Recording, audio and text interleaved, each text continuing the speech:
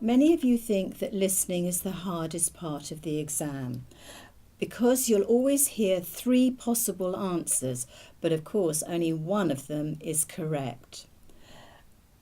The trick is never to accept the first thing that you hear. Always listen to the end.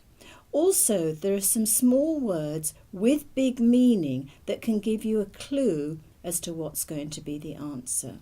I'm going to work with Fanta, emphasising listening to the end to get the correct answer and also focusing on these small words but with big meaning. Fanta, let's do some listening together, and I want you, first of all, I'm going to read you a little passage, and this will be your question. If you could choose which country other than your own, where would you like to live? Would it be the Seychelles or would it be the Philippines? Okay. I would love to live in the Seychelles or the Philippines with their wonderful weather and beaches, but Seychelles is very expensive, so I can't afford it. What would be your answer there, Seychelles or Philippines? So the Philippines? Absolutely right. So let's just have a look why we got that answer, because we're talking about the 2 things. We've got 2 ideas, but at the end we have the switch because we've got that word but and so, and that gave you the clue that the answer had to be the Philippines. Yes.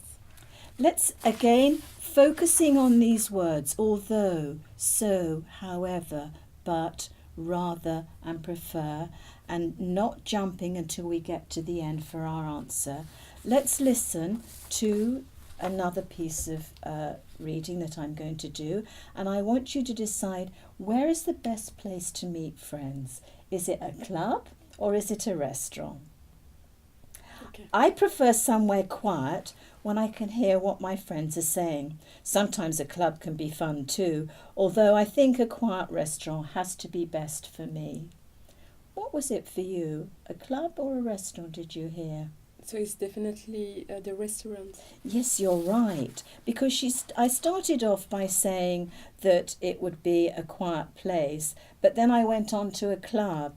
But then when I had that although, it gave me the switch and it gave me my final answer to being a quiet restaurant. So again, these important little words that gave me my clue. Let's listen to the final one now.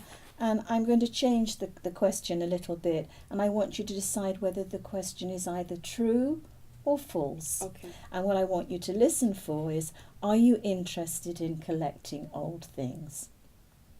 I can really understand the fascination of collecting antiques. However, I'd rather collect modern things as they go better with the decor of my flat.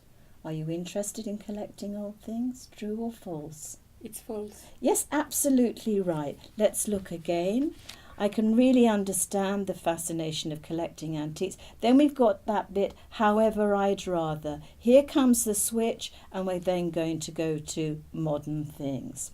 So what have we learnt? We've got small words but big meaning. Learn how these words change the meaning and look out for them also in your reading. Use them in your writing and your speaking as well. And most important of all, always listen to the end of the listening. Okay.